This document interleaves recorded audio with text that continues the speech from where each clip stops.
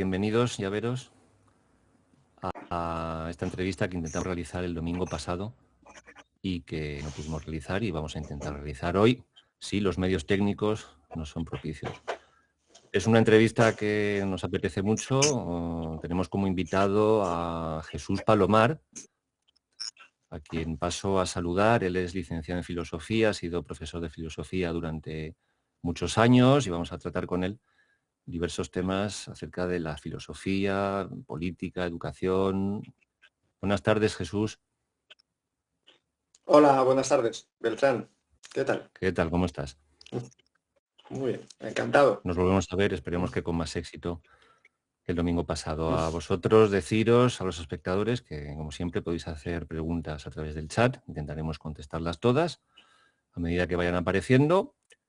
Y vamos a hacer esta entrevista a Jesús Palomar, mi compañera Elena, también a quien paso a saludar. Elena, hola, buenas tardes. Hola, buenas tardes. Hola Jesús, hola Beltrán, ¿qué tal? Hola. ¿Qué tal? Pues muy bien. Con muchas ganas de hacer esta entrevista, que por medios técnicos, por problemas técnicos, no pudimos hacer el domingo pasado. Jesús, empezamos.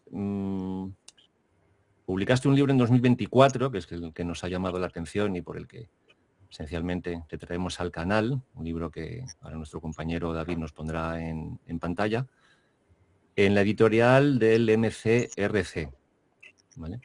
Entonces es un libro cuyo título pues en sí es toda una declaración de intenciones, ¿no? ¿De qué eres disidente? ¿De qué crees tú que... Este es el libro, en pantalla lo tenemos. ¿De qué crees tú que habría que ser disidente hoy en día? Bueno, primero deciros que, bueno, para que lo sepa también la gente que lo está viendo, que yo no tengo la imagen, hemos tenido problemas de conexión y yo no tengo la imagen a la vez vuestra. O sea, que la comunicación es visual. Hay un poquito de Por retraso. mi parte, del todo. Bueno, ¿de qué soy disidente? El título, la disidencia, en principio es un acuerdo, una especie de acuerdo irreflexivo, ¿no? Natural, ¿no? Que se opone o ser disidente o se opone a ser, tiene que ver también con el consenso, ¿no? Si estás en un consenso o disientes de ese consenso.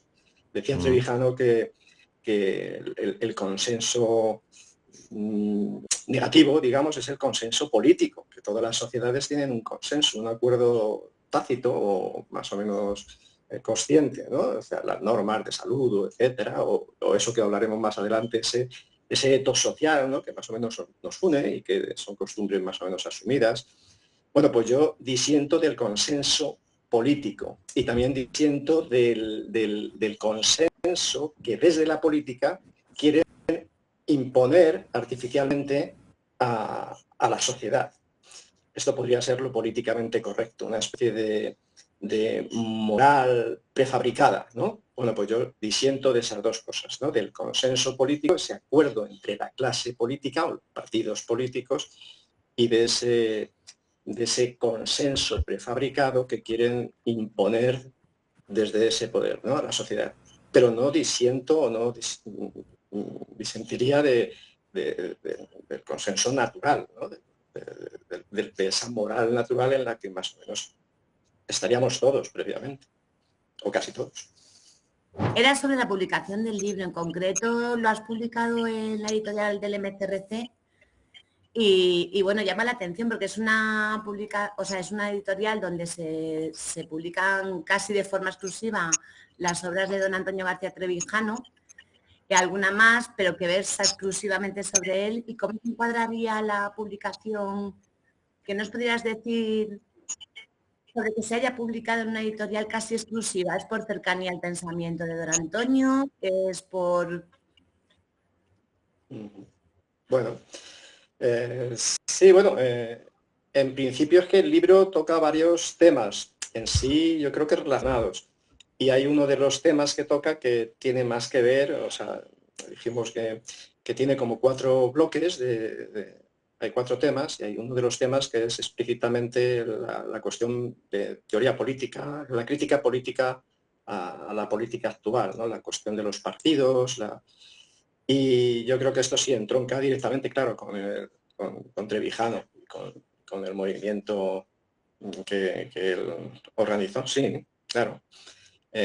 Lo demás, de alguna manera más incidencial, pues también, pero hay una parte muy, muy importante del libro que toca directamente esta cuestión, ¿no? Del estado de partidos, etcétera, ¿no? Una pregunta, históricamente, ¿en qué consistió la ruptura propiciada por la modernidad?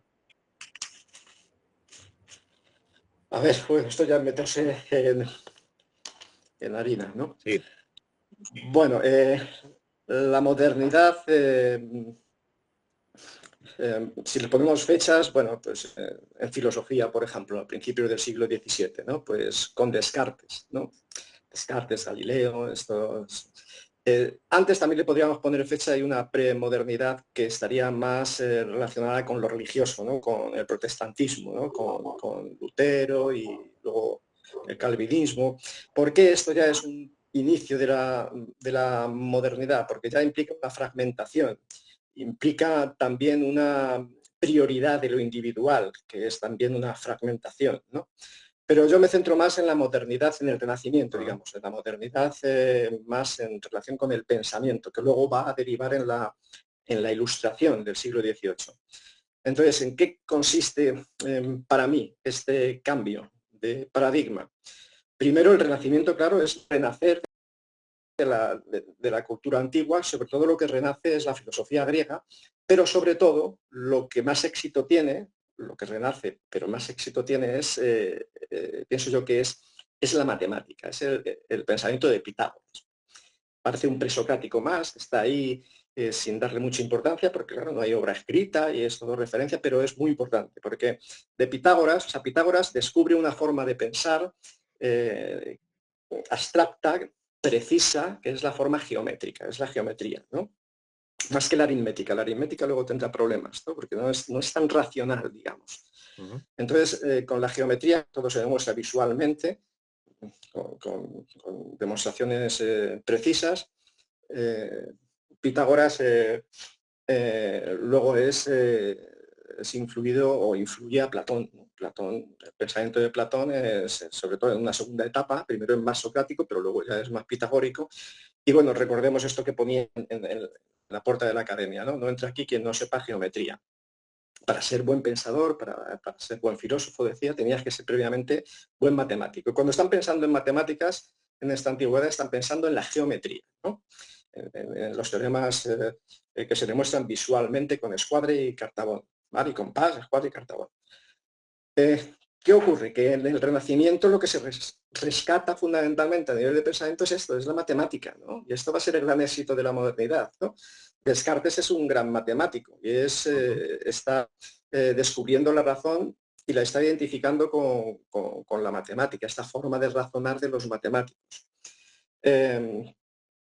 Más adelante vamos a encontrar a Spinoza, ¿no? Spinoza que va a intentar demostrar una moral de forma geométrica, ¿no? Como los geómetras. Bueno, esto va a fraguar en la ciencia de Galileo, ¿no? Es decir, la naturaleza está escrita con caracteres matemáticos y la ciencia, el método científico, pues llega a ese conocimiento preciso que tenían los matemáticos. No tan preciso, pero muy parecido al de los geómetras antiguos, ¿no? Y claro, esto es un gran éxito. Esta ciencia se cierra, no se cierra nunca, pero se cierra básicamente con Newton, ¿no? Newton ya es consciente de que esto es un conocimiento especial, ¿no? Cuando está Galileo haciendo su método, pues es una filosofía de la naturaleza más. Galileo no tiene conciencia de estar haciendo otra cosa que pensamiento sobre la naturaleza. Pero la ciencia triunfa. Y no digamos más, sobre todo cuando produce técnica, ¿no? Que ya es en el siglo XVIII, ¿no? Ya se empieza a producir 18-19 técnica y esto, claro, revoluciona la realidad material. Hay una envidia de esta ciencia, entonces la ilustra. Sí, el inicio de la modernidad, decíamos, habíamos llegado a Platón y la academia. Bueno, también está Aristóteles, que aunque es menos pitagórico, también en sus analíticos posteriores se refiere a este modo de razonar de los geómetras, ¿no? Y debemos recordar que Aristóteles es el que inicia o formaliza por primera vez lo que entendemos por lógica, ¿no? Aunque habrá otros desarrollos posteriores, más modernos, pero la lógica se inicia con Aristóteles, ¿no? Bien, ¿qué quiere decir esto? Que todo esto es muy importante, se rescata, digamos, en la modernidad, ¿no? Y se intenta extender, bueno, se rescata con Descartes, más adelante con Spinoza. Recordamos que Spinoza quería hacer una demostración geométrica de la moral, ¿no? De la ética. Es decir, este anhelo de pensar como los matemáticos está impregnando el inicio de la modernidad. Y va a cuajar en lo que entendemos hoy como ciencia moderna, ¿no? Con Galileo, que es contemporáneo de Descartes, principios del siglo XVII. Bien, Galileo no está en principio pensando que está haciendo una cosa diferente a lo que hacen otros pensadores, pero va a fraguar ese descubrimiento o invento, ese método científico, esa forma de acercarse a la realidad natural, lo va a cerrar en algún sentido Newton y tenemos la ciencia moderna, que luego además va a producir técnica, con lo cual va a producir mayor prestigio. La ciencia moderna va a ser el gran prestigio de la modernidad. ¿Qué es lo que ocurre? Que las ciencias naturales o esta forma de razonar funciona muy bien con las ciencias naturales, pero la modernidad va a intentar extenderlo a todas las demás ciencias, a lo que antes se llamaban las ciencias del espíritu y a que ahora nosotros llamamos, en el siglo XIX se llamaban así, ahora llamamos ciencias humanas. Claro, cuando hablamos de lo social, lo político, lo moral, e intentamos hacerlo en nombre de la razón y pretendemos que esa razón es tan precisa, tan universal, tan exenta de conflictos como es, en cierto modo, la ciencia y la matemática. Nadie se pega por la interpretación del teorema de Pitágoras, por lo menos hasta ahora, ¿no? Pero en las cuestiones sociales, políticas y morales, en nombre de la razón, que nos da un plus de absoluto y de universalidad, encontramos diversidad y conflicto. Porque claro, otros también en nombre de la razón van a defender distintas cosas, ¿no? Y esto, ¿qué va a producir en el siglo XX? Sí. Pues en el siglo XX, bueno, el siglo XIX ya crea conflictos. ¿Me oís? Sí, te oímos, te oímos. Sí, no sé, ¿me oís? Vale, en el siglo XIX ya es un siglo de revoluciones, sí. Y el siglo XX, pues bueno, el auge de los totalitarismos, que no son más que un desarrollo de esto que estamos hablando, ¿no? De esta idea de nombre, en cierto modo, de la razón, de la subjetividad humana, que tiene esa cuestión de universalidad, ¿no? Lo pensamos así, entonces hay grandes conflictos, ¿no? Es decir, esto es lo que este pensador Eric Voegelin califica como religiones políticas. Es decir, tenemos grupos, ideologías que en nombre de la razón entran en conflicto con otras ideologías que también, en cierto modo, en nombre de la razón, pues luchan por esa hegemonía, ¿no? Y esto, claro, implica también el devaluar todo aquel etos cultural que estaba en su origen, toda la tradición, todo, en fin. Y bueno, pues lo desarrollaremos si quieren más adelante, porque si no voy a saltar aquí y voy a echar aquí. Estupendo. Entonces, te he contestado más o menos. Sí, se ha entendido. Entonces, digamos, yo también salto una pregunta. ¿Qué acarrea entonces la desaparición? Bueno, la desaparición no es tanto, es el deterioro, ¿no? El deterioro del etos, bueno, de esa moral natural, llamamos nosotros, ¿no? Que por ser moral natural no quiere decir que esté exenta de conflictos, siempre hay conflictos morales, ¿no? Y el derecho era una de las formas para encauzar esos conflictos, ¿no? El derecho que no es mera legislación estatal, sino el derecho, pues un nombre de gente de autoridad que mediaba, ¿no? Escribía los resultados de su decisión, se iba creando jurisprudencia y se iban modulando esos conflictos, pero hay un etos natural en ese sentido, que no está diseñado por nadie en particular. Pues ¿qué devalúa eso? Pues lo va devaluando la propia modernidad, porque la modernidad lo que hace es desprestigiar todo que no sea racional, al modo en que es entendida la razón, sí. en la modernidad, pues devaluarlo con la etiqueta de, pues yo qué sé, de lo infantil, lo superstición, en fin, pues esto de que son etapas previas a la madurez, como decía Comte, ¿no? Pues ahí la humanidad evoluciona, tenemos que estar en un estado positivo, esto vendrá luego ya en el siglo XIX, pero esta es la idea, ¿no? Todo eso, las tradiciones, la religión, sobre todo, que es el gran soporte de los etos naturales en general, y el etos natural también en Occidente, ¿no? Pues es devaluado. La cuestión no es que sea desprestigiado y devaluado, la cuestión está en que quizás se podría haber hecho de otra forma, se podría haber cuestionado, se podría haber criticado, pero sin despreciar lo que está sustentando, ¿no? La religión estaba sustentando todo eso, además de otras cosas, ¿no? Estaba sustentando todo eso. Si la desprestigiamos y simplemente la eliminamos como una superstición, pues eso puede tener consecuencias en relación con el etos y con todo lo que nos sustentaba antes, nos daba cierta solidez. Claro. Te quería preguntar, entonces ligándolo con esto, Jesús, ¿tú relacionas el funcionamiento de las comunidades con el nacimiento de la religión? El nacimiento de las comunidades con el nacimiento de la religión. Sí. El funcionamiento de las comunidades... Bueno, tengo que decir que no os estoy viendo, pero en fin, esto... Sí. No se preocupe. Vale, oímos, pues... Vamos a ver. Vale, mi idea, que creo que no es disparatada y está de alguna manera reforzada desde la antropología, etcétera. Vamos a ver, se habla mucho de los universales antropológicos, ¿no? De aquello que vamos a encontrar en cualquier comunidad si nos vamos para atrás en el tiempo, porque luego la modificación, la ingeniería, digamos, social y política puede producir cualquier cosa, pero si nos vamos atrás en el tiempo, ¿qué es lo que encontramos? Pues encontramos varias cosas. Primero, ese etos, ¿no? ese conjunto de normas, costumbres, que a fuerza de ser costumbres se convierten en buenas costumbres, es decir, ya hay una valoración.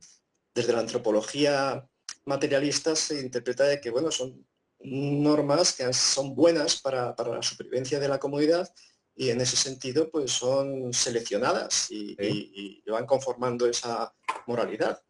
Desde otra perspectiva no antropológica, pues se puede pensar que esa moralidad viene por otros caminos, ¿no? Yo ahí no entro, pero el factor, el hecho de ese etos lo encontramos, evidentemente. Encontramos también la cuestión religiosa, fundamentalmente el sacrificio.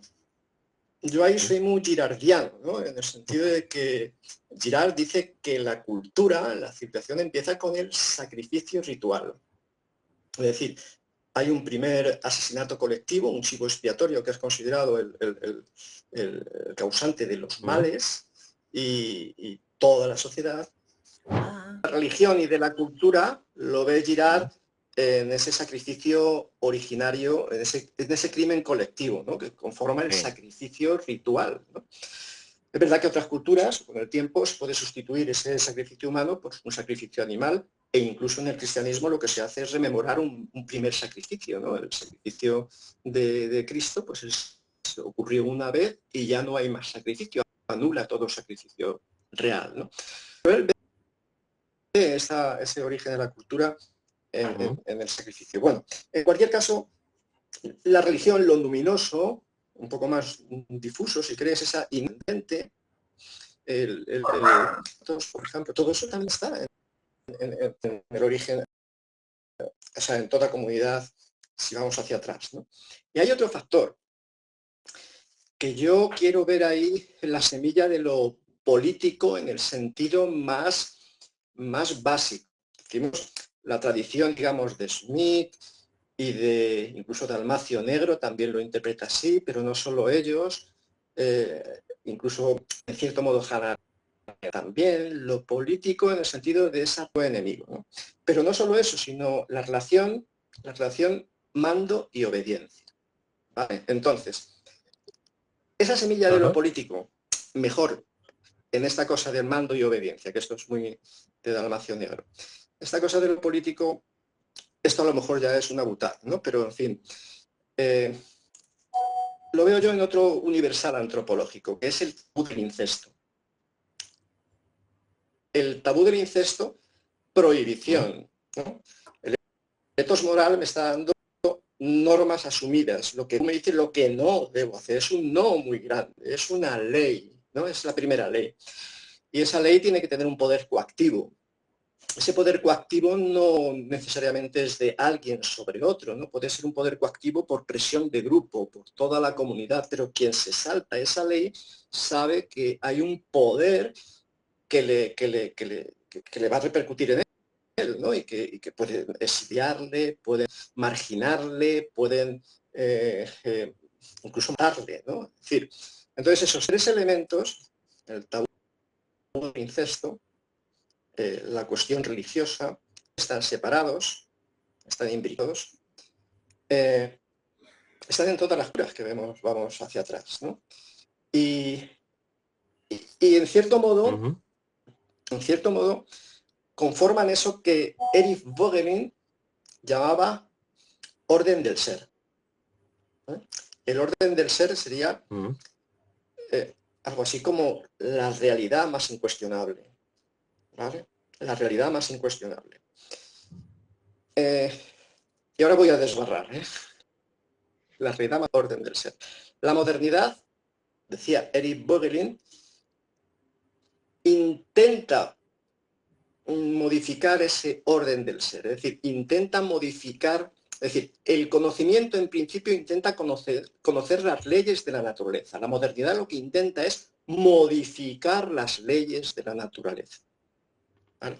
Digamos la modernidad que estamos viviendo nosotros ya más cercanamente, la posmodernidad, ¿no? Pero ya desde el principio de la modernidad. Es decir, conociendo las leyes de la naturaleza yo puedo modificar la naturaleza, pero es que puedo influir en la naturaleza, puedo modificarla, eso es la ciencia.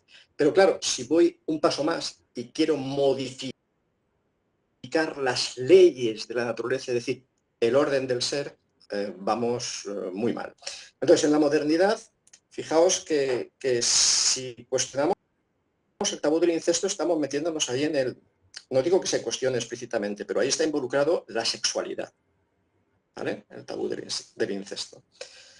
En la religión está también, de algún modo, relacionado con la autoritas.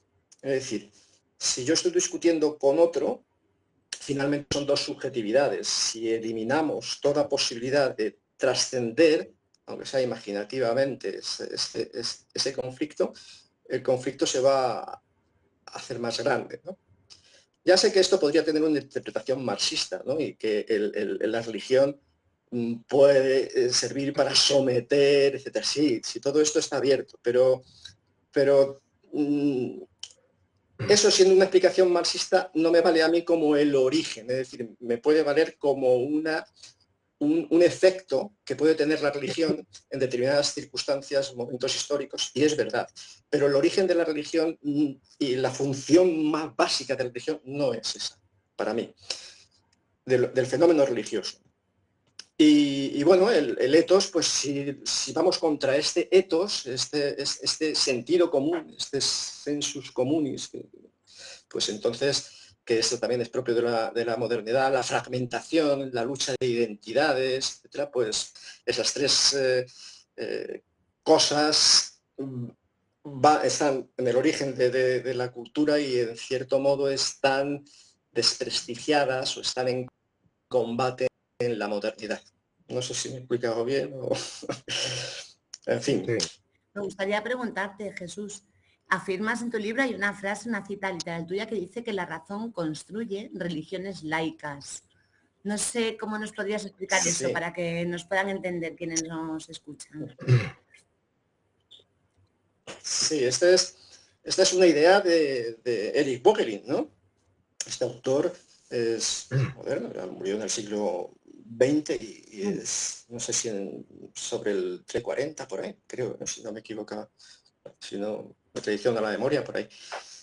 Bueno, ¿en qué sentido? Pues la religión, al desaparecer, al desprestigiarse y al enaltecerse la razón, en nombre de la razón, pues se crean ideologías, ¿no?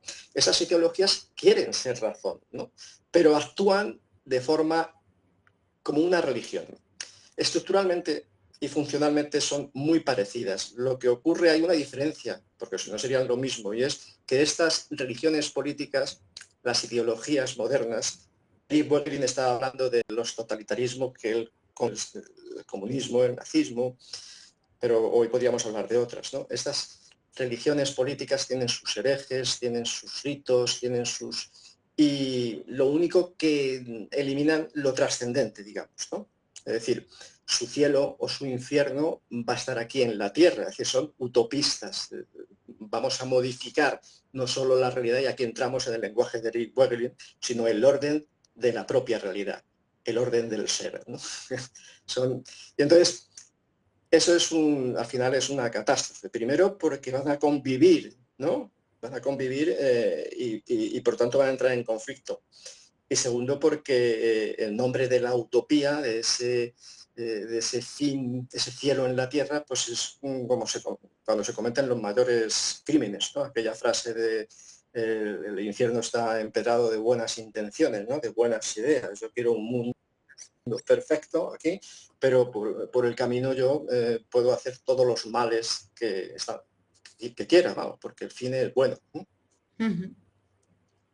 Vale, y en esta cuestión también te quería preguntar si crees que la razón, que es la que se supone que construye esas religiones laicas, es capaz de explicarlo todo. Quiero decir, es capaz de explicar la realidad, lo que nos ocurre, lo que nos rodea. A ver, a mí me gusta diferenciar aquí dos palabras, que es enigma y misterio. El enigma, que está muy del lado griego, es aquello que es difícil pero que se puede descubrir finalmente, ¿no? Es decir, es el enigma de Edipo, son las adivinanzas, es algo, es decir, un mundo enigmático no es un mundo misterioso, ¿no? Es difícil, quizá no se logre, pero no tiramos la toalla, estamos en ello, ¿no? Y cuando yo digo que el mundo es misterioso, de alguna manera estoy cerrando la posibilidad, ¿no? El misterio no se desvela, no se descubre, sino que se respeta, ¿no? Bueno, en cierto modo yo aquí, aunque a lo mejor entre un poco en contradicción, estoy del lado del enigma por el pensamiento. Es decir, el pensamiento no puede tirar la toalla. Ahora, ese ansia de conocer puede crearnos fantasmas y pensar que ya lo hemos conocido todo. Por eso Eric Voegelin llama a la nueva filosofía, la filosofía moderna, la llama gnosticismo, es decir, conocimiento. Refiriéndolo un poco a los primeros gnósticos, ¿no? Religiosos, pero ampliando el significado. Es decir, son conocimientos que pretenden conocerlo todo, darnos una totalidad, como Hegel, por ejemplo, ¿no? Nos cierra la totalidad de lo real y nos dice, esto es lo que la razón puede saber y sabe, ¿no? Hay ese afán por cerrar las líneas de conocimiento, y por eso son gnosticismos, ¿no? Hay cierta soberbia de la razón moderna en ese sentido, sí. Y por último, en este aspecto, Jesús, me ha encantado el libro porque le das un valor y un amor a las palabras, a la lingüística, a la semántica, al poder que éstas tienen sobre el pensamiento. Y te quería preguntar si crees que la manipulación de tanto lingüística como semántica, que los pones casi a la altura de la importancia de la familia, ¿no? Como valor fundamental, si crees que se han manipulado intencionadamente o es producto de un devenir de... Bueno, para que haya un... A ver,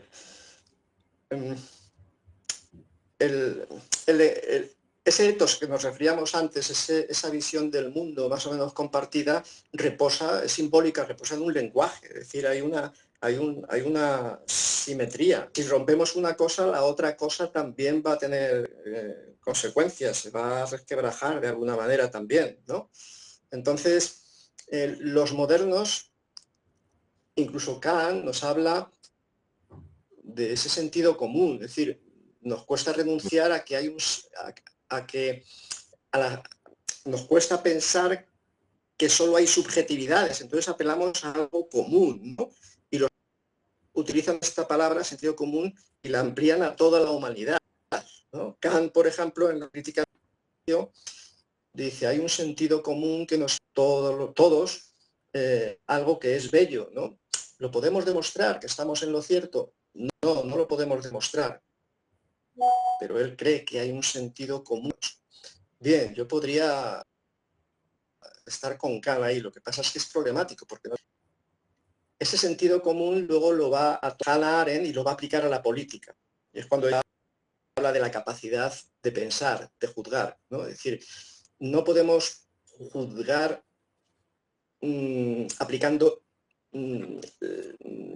una fórmula, ¿no? Como si fuese el utilitarismo o incluso mecánicamente el imperativo categórico como Kant. No, tenemos que reflexionar, tenemos que esta reflexión, esta mentalidad amplia que ella dice, esta visión como espectador del acontecimiento moral, es esa la capacidad de juicio que nos puede salvar.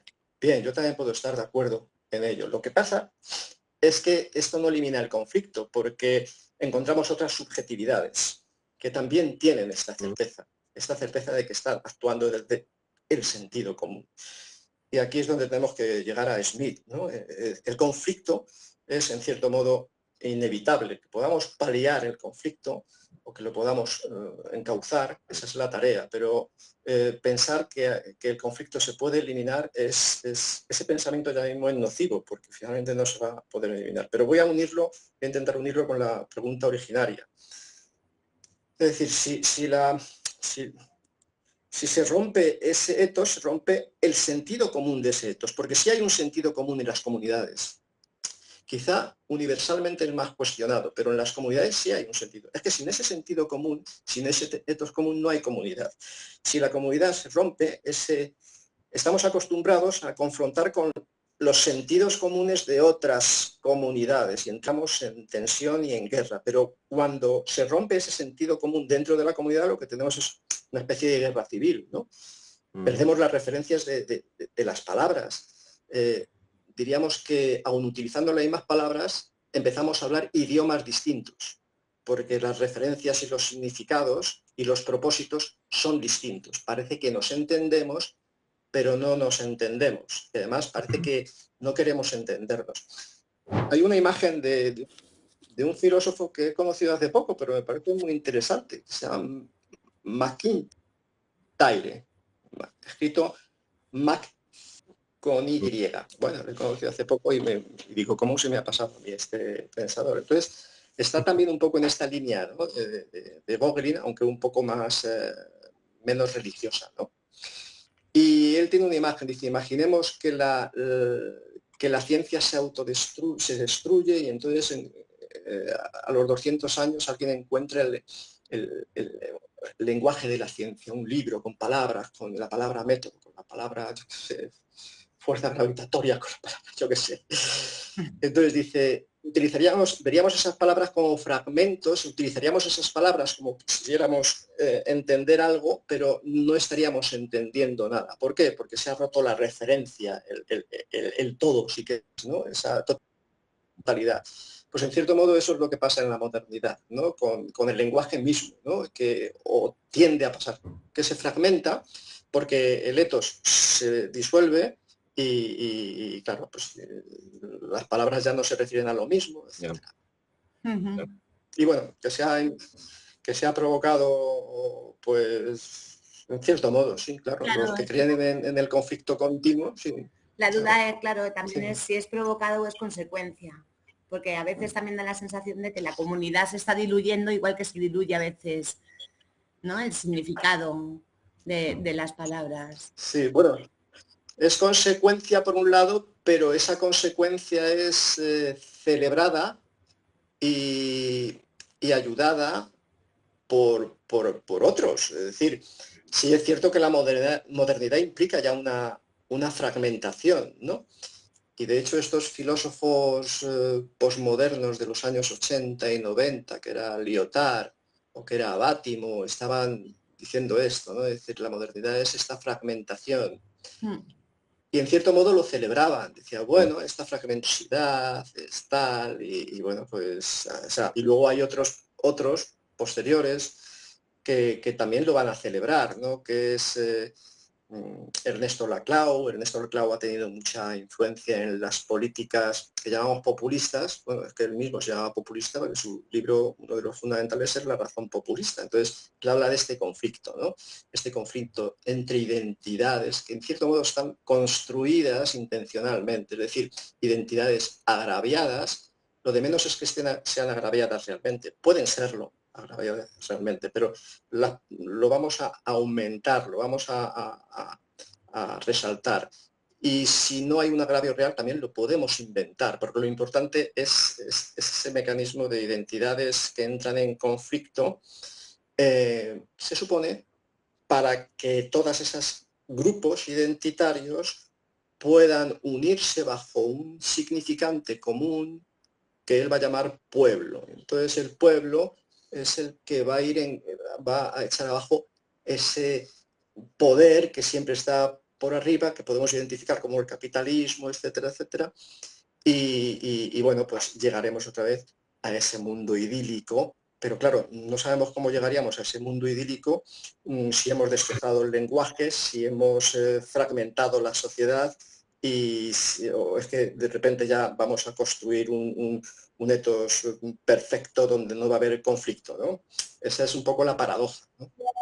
Y donde no cabría la disidencia, ¿no, Jesús? Entiendo. ¿Eh? Donde no cabría la disidencia. Claro, si se construyese, yo ya no lo sé, yo ahí no sé, hablan de hay la escritora que escribió el libro con Laclau, este libro que he citado, de La razón populista, que es Marcel Mouffet, me parece, no sé, o Chantal, sí. No, es Chantal Mouffet, pues ella yo creo iba que era más su por mujer, este ¿no? camino. Era su Yo mujer, creo que era pues, su mujer. Yo creo que sí. Pues ella iba más por este camino, era más smithiana, iba por una idílica democracia agonística, pero que yo no sé cómo se resolvería eso finalmente, que, en fin, no lo sé, misterio, pero vamos, democracia radical lo llamaban también. Bueno. Sí.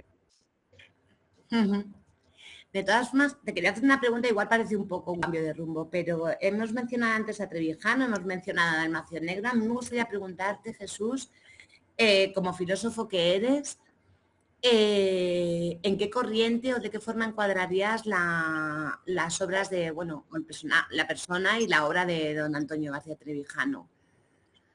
¿En qué corriente filosófica crees que podría encajar? Bueno, yo diría que es sui generis, ¿no?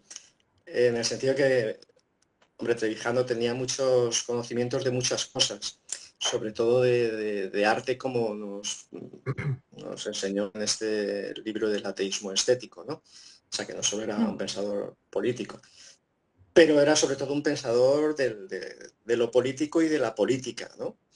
Entonces, bueno, yo solo lo que puedo decir es que para mí ha sido muy clarificador, ¿no? Para mí y para muchas personas, era, bueno, esa persona que de repente te abría vías de conocimiento, sobre todo de lo político, lo social, lo político, y que no veías en ningún otro sitio. Es decir, la política se reducía, yo qué sé, en los 70, en los 80, la política, pues es la política de los partidos, la política en todo caso, si comunismo sí o no, si hacemos la revolución sí o no, eso era la política, pero claro, Trevijano, digamos, yo creo que para mí su gran mérito es aparte de su profundidad, su contundencia y su claridad. Es decir, y bueno, y rescatar, porque seguramente si no hubiera sido por él, no se habrían rescatado, se hablaría de pensadores que hoy parece que sí hablamos de ellos, ¿no? O sea, no es tanto encajar en una corriente filosófica, porque claro, estamos en un pensamiento político, pero bueno, yo creo que es sui generis, ¿no? Es Trevijano, diríamos. Trevijano, yo tengo la sensación, Jesús, que te sientes muy cerca de Dalmacio en cuanto a conservar Sí. y cuidar los valores tradicionales, ¿no? Los que nos dan. ¿Qué diferencias fundamentales podrías establecer entre los planteamientos de Trevijano y de Dalmacio Negro? Bueno, yo ahí a lo mejor soy atrevido ahí. Yo no soy un experto de los dos. Conozco a los dos, pero no soy un experto. Pero yo creo que hay un punto. A ver, Trevijano es más escéptico o más gnóstico en todo lo relacionado con lo religioso, ¿no? Y con eso es claro, ¿no? Él mismo pues se declaraba ateo. Y Dalmacio pues tiene, o sea, gran parte de su obra está en relación con lo religioso, ¿no? Con la importancia de lo religioso, sin necesidad de ir diciendo si creo o no creo, diría Dalmacio, sino como, digamos, estudiándolo científicamente, por decirlo de alguna manera, pero sin eliminar esta importancia de lo religioso, ¿no? Entonces, yo creo que eso sería una de las diferencias fundamentales que yo veo así a bote pronto si cojo un libro de Trevijano y un libro de Dalmacio, que Dalmacio quizá hace más estudios de fondo en relación con lo religioso, la tradición, la tal, y Trevijano es más clarificador, más esquemático, más definitorio. Me parece, es una impresión, pero seguro que aquí entramos en polémica, y algunos ya me escribirán. Muchas gracias, Jesús. Pues Muy tranquilo. enlazamos, Jesús, Sí. abandonamos un poco este primer bloque filosófico, aprovechamos el nombre de Antonio García Trevijano y enlazamos con la política. Brevemente, nuestra partidocracia, ¿dónde nace y en qué consiste esencialmente? Yo creo que nace, si identificamos que la partidocracia en gran medida se conforma por el sistema proporcional de elección. La primera vez que esto ocurre en Europa, al menos, es en Bélgica, en 1899, es decir, en el siglo XX ya, ¿no? Estamos en el siglo XX. ¿Qué quiere decir eso? Que en todo el siglo XIX no existía esta representación que para nosotros es tan común, de listas cerradas, que el jefe de un partido elabora esas listas y nos da la lista para que nosotros digamos si la quiero o no la quiero. Bueno, esto es casi la esencia de la partidocracia, no es solo, pero es fundamental. Entonces, de una manera quizá un poco inconsciente, se produce en Bélgica este primer paso. Entre este principio del siglo XX y la República de Weimar, 1919, hay países nórdicos, Finlandia, creo, Noruega, Suecia, que también asumen este sistema proporcional, que ya va a desvirtuar el parlamentarismo clásico, ¿no? Lo que ocurre en Weimar es que se da algún paso más. Yo no sé si en estos países se incluyó en la llamada Constitución los partidos como instrumentos ya nombrados del Estado. Es decir, en nuestra Constitución existe el artículo 6, creo, y en la Constitución de Weimar también. Entonces, eso es la forma por la que la gente participa fundamentalmente. Casi estamos diciendo, si no es por ahí, no puedes parar. Pues en la República de Weimar lo que ocurre es que los juristas, grandes juristas de la época, pues perciben este cambio. Es como que se dan cuenta, ¿no? Y entonces le ponen nombre, ¿no? Está Trippel, que creo que es el primero que lo hace, le pone nombre. Este es el estado de partidos. Y no tiene nada que ver o tiene que ver, hay aires de familia, hay algunas cosas parecidas, pero es una cosa distinta al sistema parlamentario por un lado y el sistema constitucional por otro. Es una cosa nueva. Después de la Segunda Guerra Mundial, las nuevas constituciones tuteladas por Estados Unidos, prácticamente todas son partidocráticas, ¿vale? Primero, no están elaboradas desde un periodo de libertad constituyente, sino que de alguna manera están otorgadas bajo vigilancia. Y segundo, pues el sistema proporcional se extiende en general. Hay excepciones, creo, pero en general se extiende. Y bueno, pues este sería un poco el origen que yo veo y la realidad que vivimos. No hay sistema partidocrático en Estados Unidos, no hay sistema partidocrático en Canadá, en el ámbito anglosajón, ¿no? Sin hacer un juicio de valor, primeramente decimos que son cosas distintas. Tendrán sus defectos también, pero los defectos nuestros son propios del propio estado de partidos. O en gran medida se deben al estado de partidos. Los grandes defectos, digamos, que nosotros percibimos. Claro. ¿Crees entonces, Jesús, deduzco que el sistema proporcional es un lastre? Pues sí, yo creo que es un lastre. Los defensores, a ver, como en todo, pues hay gente que lo defiende, ¿no? Incluso Lenbot, el nombre nunca me sale, es el discípulo de...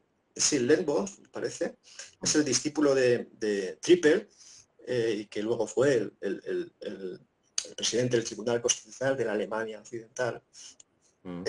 Después de la Segunda Guerra Mundial, cuando siempre ha sido como jefe del Tribunal Constitucional, pues, aunque antes lo criticaba, ahora lo defiende. Y es un gran defensor del sistema proporcional o del estado de partidos en general. Entonces él plantea que esta forma de entender la política integra a las masas, porque claro, las sociedades ya no son como la primera mitad del siglo XIX, son sociedades de masas, entonces es mejor que la representación por distritos que había antes, pues produce más cohesión esta representación, entre comillas, que es una identificación, ¿no? Es decir, la gente se identifica a veces con una ideología y a veces con una persona, ¿no? Porque finalmente lo que se está produciendo es dar la adhesión completa a alguien o un grupo para que haga lo que quiera durante 4 años, prácticamente lo que quiera, ¿no? A sus límites, prácticamente lo que quiera. Entonces él lo valoraba positivamente, ¿no? Pensaba que era una forma de integrar las masas y de producir una estabilidad que de otra forma en una sociedad de masas sería impracticable, etcétera, etcétera. Pero yo soy que lo que produce es, primero, una polarización mayor, porque finalmente cuando estamos hablando de diputados por distrito, si mantenemos el mismo etos, pues no tiene por qué haber más conflicto. Es decir, que estemos hablando de cómo mejorar los parques, digamos, en mi barrio, pues es que en la provincia de Albacete seguramente tienen los mismos intereses de cómo mejorar los parques. Quiero decir que no tiene por qué polarizarse todo, pero ahora basta con que un partido diga A para que el otro partido diga B, y aunque sea el mismo tema, y aunque 2 años antes hayan dicho algo distinto. La polarización, curiosamente, se produce más en un estado de partidos que en un estado donde hay representación por distritos, pienso yo. Jesús, y en cuanto al sistema de partidos y la corrupción que yo entiendo que conlleva, o sea, es inevitable que haya corrupción cuando hay una partidocracia. ¿Tú crees que forma parte del sistema? ¿Es posible una partidocracia no corrupta? Y es muy interesante, también me gustaría que comentaras en cuanto a esto, hablas en tu artículo de la inversión de la prueba, ¿no? De la presunción de inocencia y de la que debería ser la presunción de culpabilidad, ¿no? Pues esa es la pregunta, Bueno, si crees que se integre al sistema de partidos. Sí, yo creo que la corrupción sí es inherente, claro, es inherente. No sé, se produce una casta, yo llamo estatocracia, no hay aristocracia, pero hay una estatocracia, es decir, la clase política que en principio debería ser clase, ¿cómo se llama?, civil, de la sociedad civil. Digamos que la clase política debería ser los representantes de la nación o del pueblo, y por tanto tendrían que quedar aquí, de este lado, ¿no? Pues sí, decía Trevijano que, por ejemplo, en el franquismo, pues claro, hay corrupción también, pero había menos corrupción, y se entiende, ¿no? Porque ¿quiénes tenían el poder? Tenían el poder los que tenían el poder económico en sí, es decir, los que tenían ya el poder económico y el prestigio social, o sea, todos los poderes pues eran los que tenían el poder político. Entonces, no tiene mucho sentido el corromperse, digamos, sistemáticamente, ¿no? Pero en la partidocracia sí, claro, es una de las motivaciones, yo creo. En la medida en que la partidocracia es la selección de los peores, porque finalmente se produce una selección inversa de los peores, es decir, cualquiera que se meta en un partido, pues si llegas al final de la carrera es porque has tenido que aguantar mucho, has tenido que decir sí, sí mucho al jefe y claro, toda la gente de valía o toda la gente con una actitud un poco crítica, pues se va separando y quedan los peores, los más seguidistas, los más, no sé, pues entonces está todo dado para que incluso se dé sistemáticamente, ¿no? Pues, llegas al poder y uno de los premios es justamente esa posibilidad de latrocinio, de robar, ¿no? Pasa, Jesús, que mi duda es, ¿tú crees que había menos corrupción en la época de Franco porque estaba en menos manos? ¿O Porque porque, ¿sabes lo que quiero decir? yo creo que esa es la explicación que da Trevijano, ¿no? No era tan, no sé, por menos manos, ¿no? A lo mejor también por eso, pero no, era porque la élite política era también la élite económica y la élite social. Quiero decir yo qué sé, también hay, no sé, yo creo que eso lo explica más, ¿no? También decía Trevijano que justamente después de la Revolución, no, en la Revolución Francesa, era, o sea, cuando hay un cambio político y digamos el poder no es nutrido por otras capas sociales distintas a las que estaban antes, pues produce también un auge de corrupción, digamos que eso es. Pero el sistema partidocrático yo creo que es que lo alimenta especialmente, ¿no? O sea, si hablamos del poder en general, pero el sistema partidocrático lo alimenta especialmente, ¿no? Por esa inversión, por esa selección de los peores, por esa diferenciación artificial entre la clase política y todos los demás, ¿no? Ellos tienen privilegios, leyes particulares de facto para ellos, ¿no? También, claro.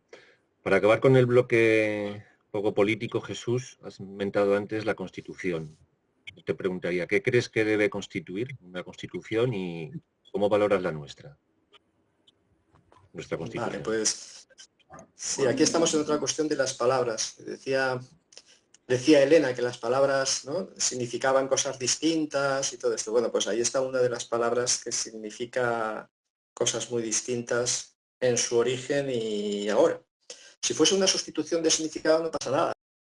Lo que pasa es que es una dispersión de los significados. La palabra constitución nos viene de la Revolución Americana, ¿no? De 1786, 67. 86. Y lo que se hace es conformar el poder, se conforma el poder, se constituye, por tanto, una manera de entender el poder. Es algo artificial, esto es también muy racionalista. Vamos a empezar, vamos a construir, vamos a crear un sistema político de poder distinto. Y eso consiste, sobre todo, en independizar los poderes clásicos, ¿no? El ejecutivo, el legislativo, el judicial. Está basada en esta cuestión de Locke, de Montesquieu, vale, eso lo sabemos. Y eso es la Constitución, que constituye el poder, ¿no? La Constitución luego, pues la palabra se va a seguir utilizando en la Revolución Francesa, ¿no? Será una Constitución, la Revolución o la Constitución polaca, que es anterior a la francesa, en 1791, y la Constitución de España, ¿no? 1812, ¿no? Son constituciones.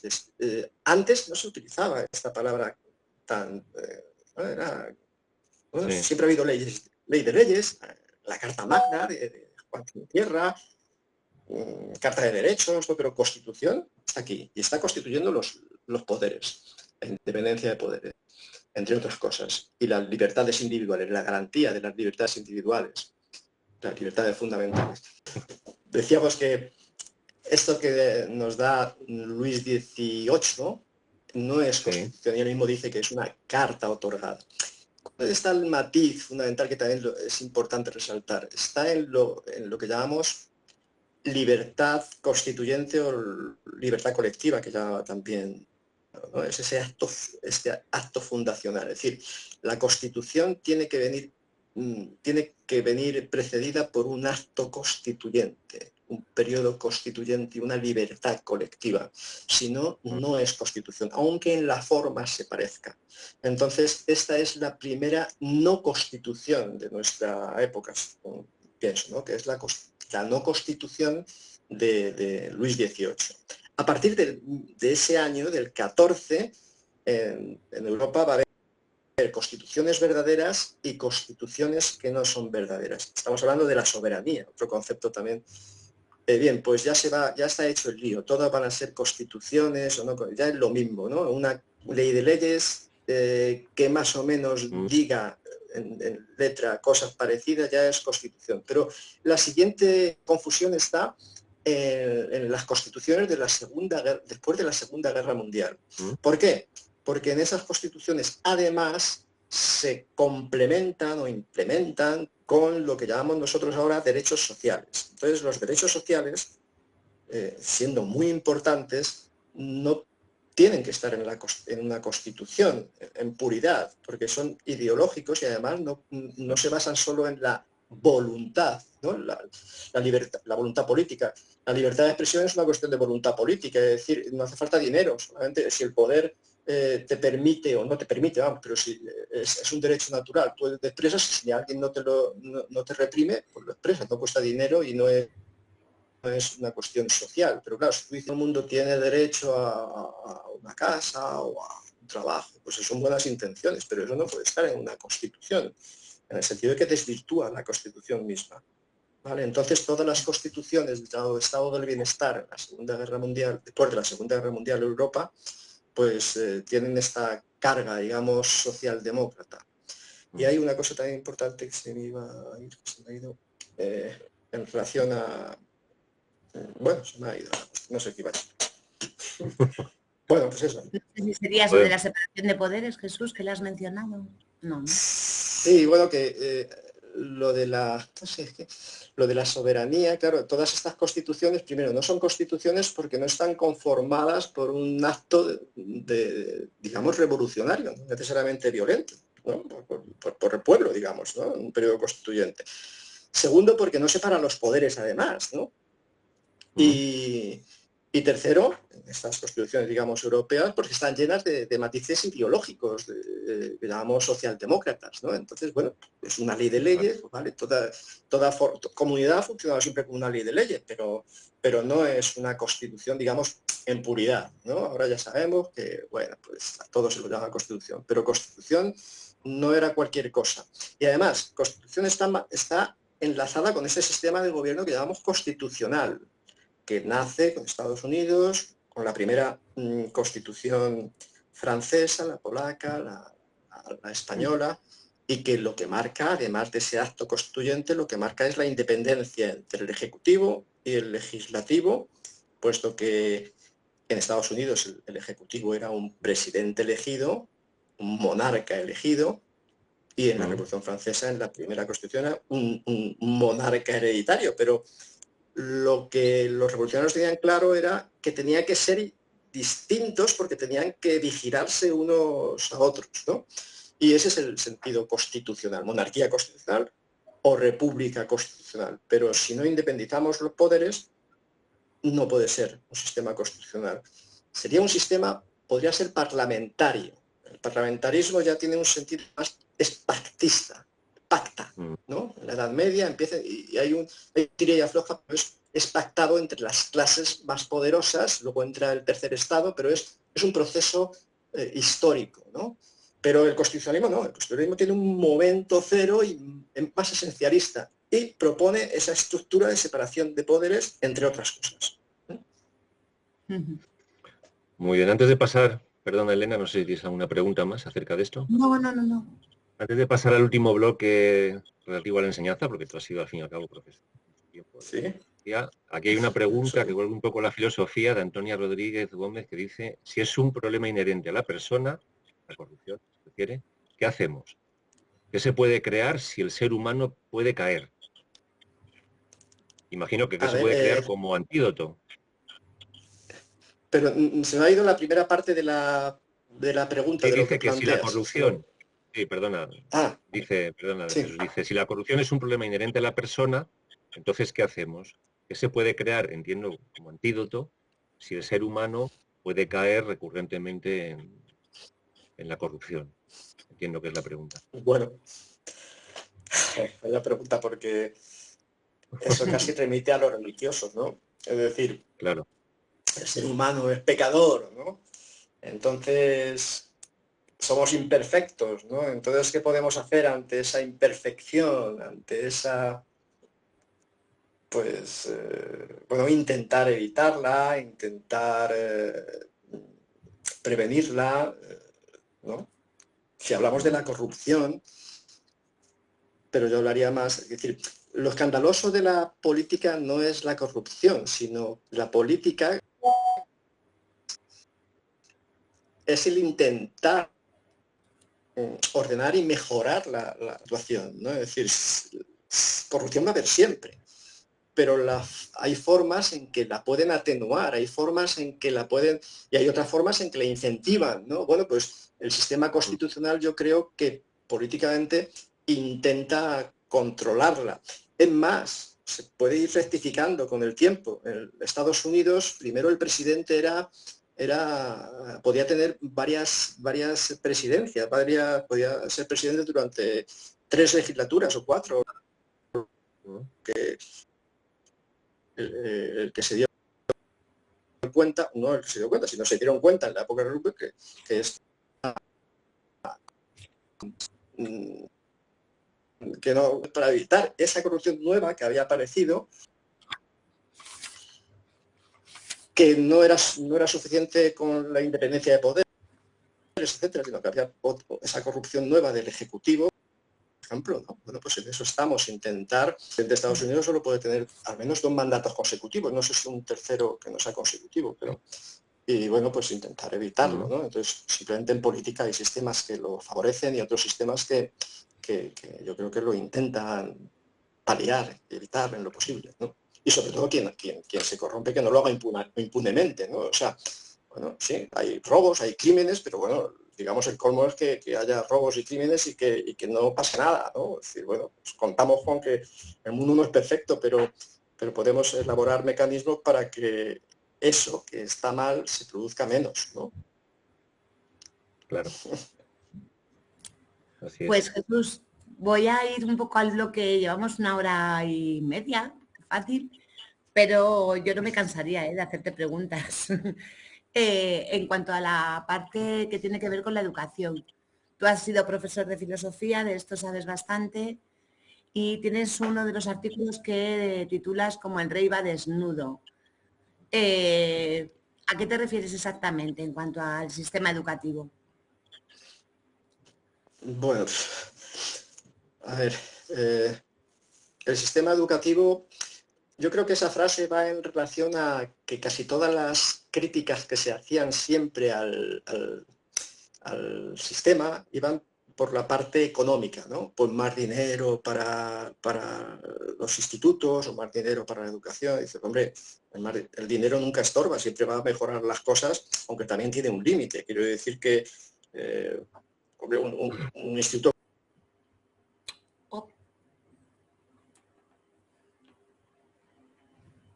A ver, se nos ha vuelto a ir Jesús. Vale, porque en el artículo además él menciona eso, ¿no? Que también debido al sistema partidocrático se van cambiando las leyes educativas, ¿no? Sí. Según gobiernan unos, según gobiernan otros, sin ningún tipo de limitación. Aquí le tenemos. Ahí Hola, le tenemos Jesús. de vuelta. Sí, estábamos con que el rey iba desnudo, Jesús. No sé si nos escuchas. ¿Nos oye? No. No, porque Hola, se ha puesto a vapear. Estaba vapeando, sí. Sí, pero... Hola, Jesús, ¿nos escuchas? Sí, ya estoy aquí otra vez. Bien. Vale. Estábamos con la educación, el sistema Sí, educativo. bueno, lo resumimos. Quiero decir que sobre todo hay veces que de los sindicatos, profesores, incluso pues mucha gente, pues oye, pues parece que todo se soluciona con dinero, ¿no?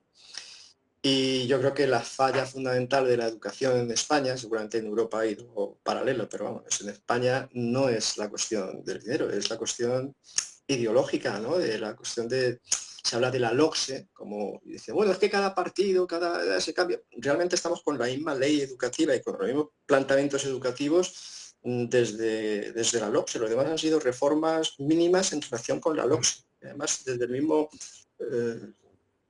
lado político, ¿no? Entonces, vamos a ver, si hacemos la educación obligatoria, insistimos más en educación que enseñanza, y pues eso ya es bastante complicado, el que se llegue para entendernos los que hemos estado en institutos, ya somos mayores, pues había un cambio del colegio al instituto. Entonces ese cambio tenía un significado académico también. Quiero decir que podía haber cierta selección, pero lo importante es que no haya una selección económica, es decir, la enseñanza era pública y todos podían acceder a la enseñanza, era un derecho, ¿no? Pero si lo conviertes en una obligación, y no solo lo conviertes en una obligación, sino que lo extiendes hasta los 16 años, y explícitamente en tu propósito está que sea más educativo, en el sentido más socializador, entendamos, ¿no? Más, que su función sea más socializadora que instructiva, pues los colegios los institutos tienden a convertirse en colegios y casi en guardería de adolescentes. Aún así, pues oye, sigue habiendo profesores, seguimos instruyendo, seguimos impartiendo conocimientos. Yo creo que el nivel de profesorado es bueno, es muy bueno en España. No sé cómo irá derivando, pero es bueno, no sé. Por lo menos en mi generación, en los que yo veía, que eran más mayores, más jóvenes que yo, dentro del mundo que yo no hay esa endogamia que hay en la universidad, ¿no? Los profesores, pues quieras o no, han pasado una oposición, han estudiado por lo menos 5 años, que era antes una licenciatura, es decir, hay una preparación. Eso pasa como con la medicina, hay buenos médicos, ¿no? Lo que pasa es que eso no basta. Bueno, pues hay buenos profesores, sí, yo creo que eso es lo que no falla. Está mal decirlo porque yo soy profesor, ¿no? Pero yo creo que no, pero si una clase, si tienes es decir, no es lo mismo tener 11 años que tener 16 años. Vamos a ver, en el colegio la obligación de ir al colegio es en cierto modo comprensible, ¿no? Son niños que hay que tutelarlos, ¿no? Pero a un niño o a un adolescente de 16 años que además el sistema le facilita que esté prácticamente hasta los 18, si quiere, y sus padres tienen que poner una bomba en el colegio y sus padres estar de acuerdo en que se vaya del colegio para que lo máximo que puede ocurrir es que le cambien de otro colegio, pero no de la enseñanza. Es decir, entonces es muy difícil que se llegue a máximos, no máximos, a niveles aceptables de académicos. Es decir, no nos podemos quejar, si nos quejamos de que hay poco nivel académico, pues bueno, pues ya lo sabemos, pero es que no hay otra. Si intentamos combinar educación como socialización, donde estamos todos ahí metidos, ¿no? E instrucción, pues no puede haber niveles académicos altos. Es decir, si tú obligas, vamos a suponer que ahora a partir de los 16 años decimos, venga, seguimos con una enseñanza obligatoria, pero os vamos a hacer médicos. Y metemos a los que salen de 16 años, 16, 17, 18, 19, 20, 21, hasta los 21, 5 años, estudiando medicina. Obligatoriamente. A todos los que estaban en esa misma clase. Pues bueno, luego decías que no salen buenos médicos. Yo, pues normal, el nivel de instrucción no puede ser el mismo. No podemos confundir la palabra derecho con deber en el sentido de obligación del Estado. Y si encima confundimos educación entendida como socialización, por no decir impregnación ideológica muchas veces, con instrucción, con conocimientos, pues también perdidos.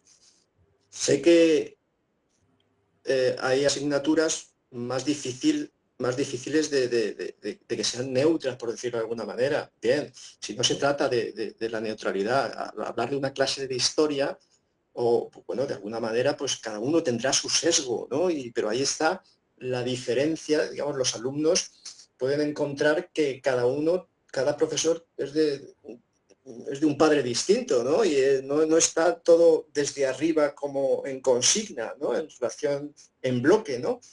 Y eso era una de las cosas buenas de la enseñanza pública en general, que no estaba con un sesgo ideológico y sí, te podías encontrar un profesor que te dice A y el otro B y bueno, pues presuponemos la honestidad en su visión de la historia o en su visión filosófica o en su visión, pero con eso no podemos luchar, es decir, no es matemáticas, es explicar historia o explicar ni siquiera literatura, es explicar matemáticas, siempre va a haber, pero bueno, esto dentro de la diversidad humana, ¿no? Pero claro, si ya en la programación educativa está impregnada de ideología y de planteamiento, consignas educativas de socialización, y estamos devaluando esa instrucción, pues el resultado no puede ser bueno. Bueno, Jesús, hasta las matemáticas, ¿no? ¿Cómo eran? Matemáticas... Con perspectiva de género. Con perspectiva de género, o sea que todo es posible. Sí, sí. Y te quería hacer al final habrá... Sí, dime. ¿Al final habrá? No, que al final habrá una guerra sobre... que he dicho yo antes, hombre, en matemáticas no solemos entrar en conflicto, ¿no? Pues al final va a haber una guerra por las matemáticas con perspectiva de género y matemáticas que no tienen perspectiva de género, y se van a crear dos grupos agraviados, como diría la Clau, y va a haber también politización en eso. Esa es la cuestión. Pues mira, Jesús, hay una pregunta en el chat que tiene muchísimo que ver con la que tenía preparada para ti. Nos dice Antonia, ¿qué piensa Jesús acerca del tema de suprimir la asignatura de filosofía que se puso en la palestra hace unos años? ¿Quieren de forma ya abierta negarnos un pensamiento crítico y así manipularnos? Y yo te quería preguntar no solamente por la anulación de filosofía, sino creo que también no se han denostado asignaturas como latín y griego, que creo que son fundamentales para... Si nos puedes contestar. Bueno, a ver, yo soy, en este estado de cosas, soy bastante escéptico en relación a que las asignaturas en sí mismas produzcan un bien o un mal significativo. En este estado de cosas, que haya filosofía o no, casi es lo de menos, ¿no? Es decir, la enseñanza misma ya es antifilosófica en cierto modo, por decirlo de alguna manera, o no sé si me explico. Hombre, yo siempre voy a defender que haya filosofía, porque menos da una piedra, ¿no? Y que siempre haya asignaturas de humanidades, ¿no? Historia, griego, latín, claro, ¿no? Pero si estamos en un sistema donde no se intenta hacer instrucción ni enseñanza, sino que estamos a otras cosas, pues eso es como una gota de agua en el mar, ¿no? Bueno, no creo que sea, vamos, aún así, pues claro, pues yo lo defenderé y sí, hay veces que... Pero es curioso porque hay veces que ha sido por un lado de un partido, los que han ido en contra de la filosofía como asignatura, otras veces ha sido en contra de otro partido, es decir, que estamos ahí también en esa polarización que se utiliza como bandera, ¿no? Es decir, pues si estos dicen A, pues yo voy a decir B. Claro, yo en 30 años de enseñanza, y muchos, pues he visto tirar la pelota de unos a otros, y a veces eran unos los que decían que denostaban la filosofía y la quitaban horas o lo que sea, y luego eran otros. Es decir, que hay, pero vamos, no deja de ser simbólico, ¿no? Que sí, que hay una tendencia a eliminar o a las humanidades en general, creo, a denostarlas posible. O sea, y eso no es bueno para mí. Deduzco entonces, Jesús, que de lo que dices que en cierta forma el conocimiento se ha vuelto, digamos, entre poco útil e inútil. Es que, a ver, esto cuando se dice la filosofía o la historia sirve para algo. A ver, la palabra servir tiene un sentido muy funcional, en el sentido que servir como un destornillador, pues no, pero bendita inutilidad. Quiere decir que todos estos conocimientos que, entre comillas, no sirven, pues son conocimientos que, mira, tienen que ver con este ethos comunitario, con este, si quieres, un sentido más humanista, ¿no? Bueno, en el sentido de situarnos en el mundo, de tener un mayor alcance de comprensión de las cosas, sin tirar las campanas al vuelo. Quiero decir que hay muchos que dicen, bueno, si todo el mundo estuviera muy educado no habría guerras. No, pues el conflicto va a existir siempre, etcétera. Pero yo creo que las humanidades pues tienen más ese sentido. Es decir, lo importante, si no hubiese conocimiento de humanidades, pues si no tenemos conocimientos de historias, si no tenemos tampoco conocimiento de filosofía, si queréis, en Occidente, si no tenemos conocimiento de todas estas cosas que somos, ¿no? O sea, yo creo que esa fragmentación tiene que tener luego consecuencias sociales, ¿no? Y bueno, en eso está un poco la modernidad. Diferentes, y entonces pues se produce una fragmentación y conflicto, ¿no? Claro. Pues Jesús, si te parece, llevamos más de hora y media. Espero que no te hayas cansado de tanta conexión y desconexión. Te haríamos de verdad 1000 preguntas más. Tengo aquí un libro de apuntes a raíz de la lectura de tu libro. Te quería hacer una última pregunta, si te parece, para despedirnos, y luego nos dirás lo que quieras transmitir. Pero de todo lo que hemos hablado, de la manipulación del lenguaje, de la anulación de asignaturas, de la tiranía a la que estamos expuestos en realidad, de la corrupción, ¿qué propuesta tienes tú como defensa de la sociedad civil frente al poder? ¿Crees que los valores tradicionales serían un frente para frenar esa tiranía? ¿Crees que habría que primero luchar por lo que defendía Trevijano en cuanto a libertad política colectiva? Es decir, tener herramientas plausibles con las que frenar ese poder ante los ciudadanos, ¿o crees que es más una cuestión de valores?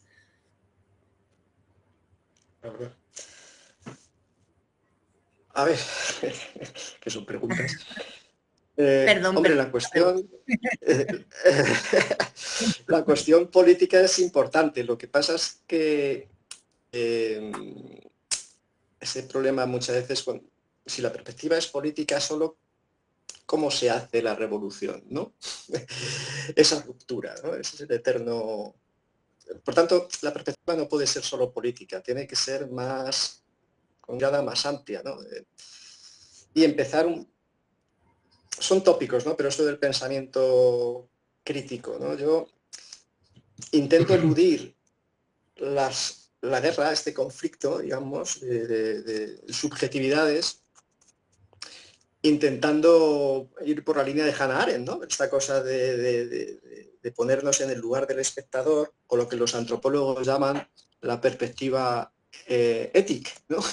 Intentar ponernos, salir de la subjetividad. Ya sé que es difícil y es cuestionable, pero salir de la subjetividad e intentar ver la situación con ojos menos participativos, es decir, no quiere decir una actitud pasiva, sino que ayude a la comprensión, ¿no? Siempre para ayudar a la comprensión, ¿no? Es decir, esa actitud un poco, que es un poco actitud intelectual, teórica, ¿no? Es ponerte un poco viendo la situación e intentando evitarla, ¿no? Porque si estás siempre siendo, eres una parte de la contienda continua, ¿no? Sí. Imaginamos que estamos discutiendo sobre la palabra democracia, ¿no? Porque democracia es esto, democracia es lo otro, democracia es esto, democracia, pues si eres actor, eres una parte de la contienda y es difícil encontrar ahí un punto de encuentro. Entonces, ¿qué cabe ante esas situaciones? Intentar ponerse en esa perspectiva ética, intentar ponerse en esa capacidad de juicio que decía Hannah Arendt, e intentar, ¿y a qué se apela? Pues es un poco al origen de la palabra, al origen de la realidad de las cosas, y eso nos da una definición o una verdad absoluta. Esperamos un poco el etos comunitario que permite el diálogo, porque si no parece que estamos descubriendo el mundo en cada momento, con esta frase tan posmoderna de, bueno, a mí me parece o a mí me gusta, pero es que no todo es a mí me parece o a mí me gusta. Si yo no sé de dónde vienen las cosas, si yo no sé el significado de esta palabra, si yo no sé la evolución de esa realidad a la que yo me estoy refiriendo, ese a mí me gusta o a mí me parece, no sirve para nada, no es ni siquiera operativo, solo alimenta en todo caso la cuestión agonística pura, ¿no? Entonces, bueno, esta actitud buscando la comprensión enlaza con buscar con la tradición, con el origen de las cosas y de las palabras, y es esa una razón que no es tan aséptica como la matemática, pero es narrativa. Yo no sé si esto es solución, pero por ahí por donde, o sea, de recuperar esa parte común que posibilite el diálogo, ¿no?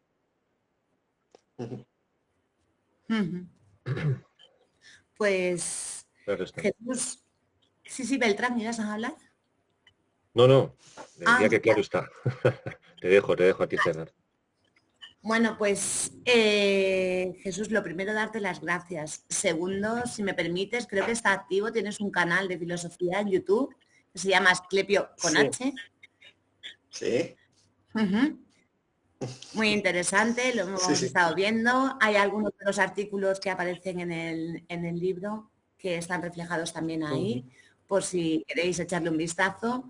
Y bueno, dejarte que digas unas últimas palabras antes de despedir el programa. Y eso sí, a mí se me ha hecho corto, a pesar de que, bueno, ya hemos tenido unos problemas técnicos y nos gustaría citarte para tener una entrevista de nuevo contigo y hablar sobre muchas cosas que tocas en el libro que hoy no nos ha dado tiempo.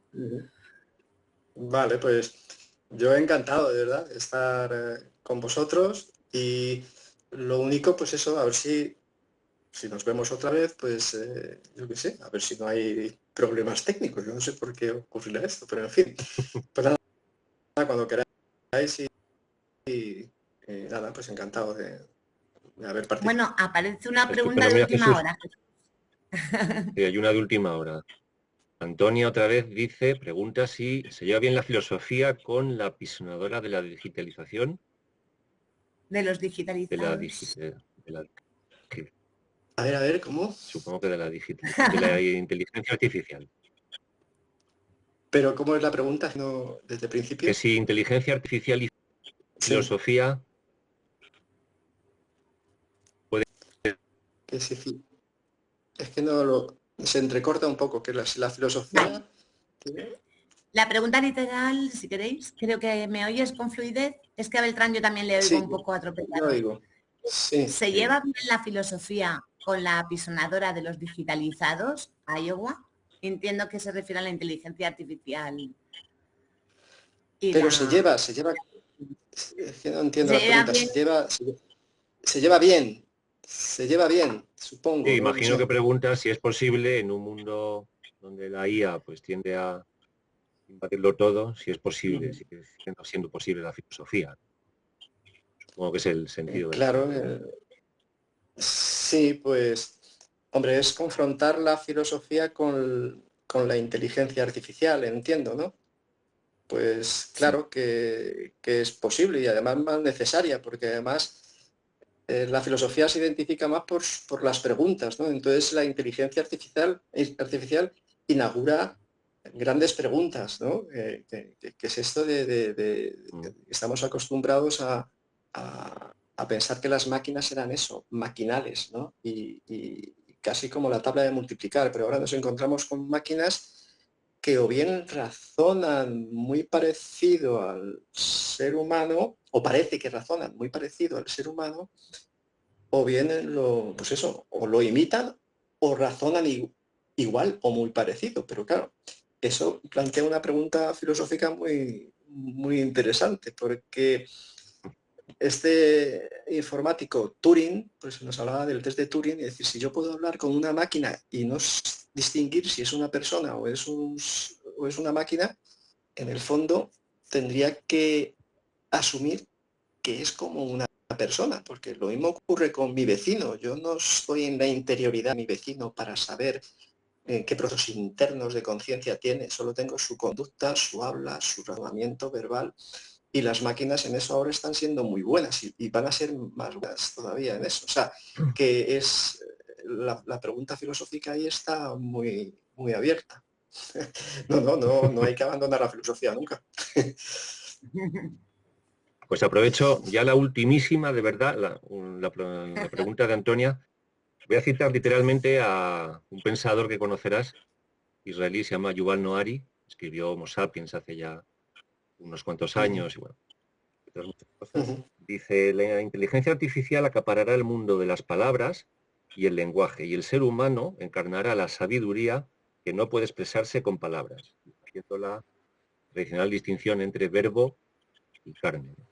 Él dice, de hecho, bueno, pues la cita famosa, bíblica, ¿no? En un principio fue el verbo y el verbo se hizo carne. ¿Qué piensas de esto? Bueno, te he entrecortado un poco, pero intuyo que hace una distinción entre las palabras y el pensamiento, ¿no? Esa distinción, ¿no? Parece que sí, hace una el ser distinción humano entre tendrá palabras todavía... y lenguaje, claro, de lo que en teoría se encargará la inteligencia ¿Sí? artificial, y luego la sabiduría que no puede expresarse con palabras, con lo cual hemos de deducir que no todo Ya. puede expresarse con palabras, ¿no? Sí, Entre bueno, lo que verbo pasa es que eso y carne.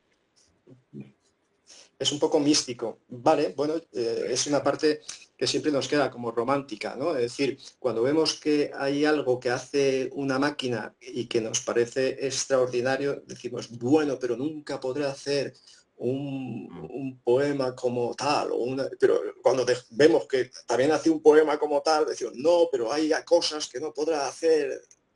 Y entonces siempre estamos en esa cuestión, la sabiduría que no se puede expresar con palabras es un inobservable. Quiero decir que, claro, la duda está en si el ordenador tiene también esa interioridad que tenemos nosotros. Nosotros podemos pensar con palabras, pero no expresarlas. El ordenador no expresarlas o solo son lo que expresan los ordenadores.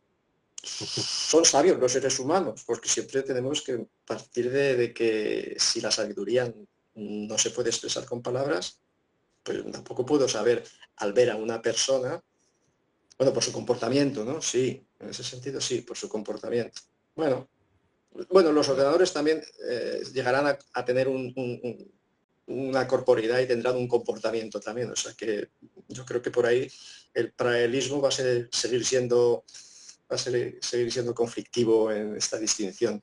Pero bueno, no sé, sí. Es un tema muy interesante, ¿verdad?